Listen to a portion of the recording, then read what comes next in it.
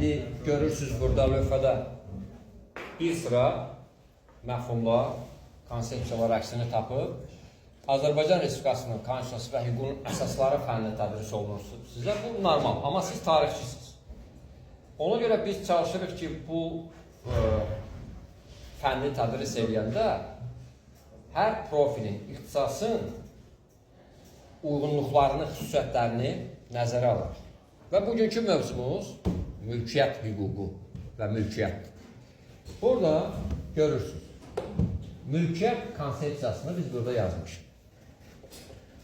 Sizdən xahişim ondan ibarətdir ki, bir tarixçi kimi problemin həllinə çalışasınız. Tarixçi kimi yanaşmaq nə deməkdir?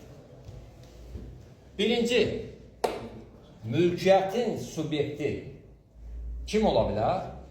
Bir, təbii ki, insan, hüquq buna fiziki şəxs deyil və eyni zamanda hüquqda hüquqi şəxs konsepsiyası var, bunu müzakirə edəcəyik, bu mövzuda da var.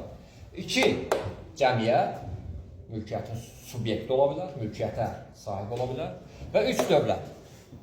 Amma bir tarixçi kimi bu dövrlər üzrə nəzərdən keçirir. İbtidai icma quruluşunda mülkiyyət var idi mi? Mülkiyyətin obyektini nələr təşkil edirdi? Bir, qısaca.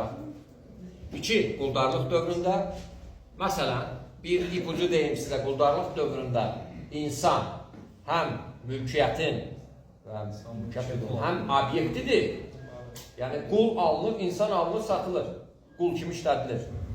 Həm də subyektidir, quldar subyekti, qul obyekti, mülkiyyət hüququ. Feodalizm dövründə vəziyyət necə olub? Tarixi bilgiləriniz var. Kapitalizmdə necə olub? Qısa bir sosializm dönəmi var, görürsünüz, sual işarəsi qoymuşam. Sovet, Sosialist Respublikalar İttifaqı dönəmində, hansı ki, özünü doğrultmadı bir ictimai, iqtisadi, siyasi formasiya olaraq və nəhayət suallar qoymuşam.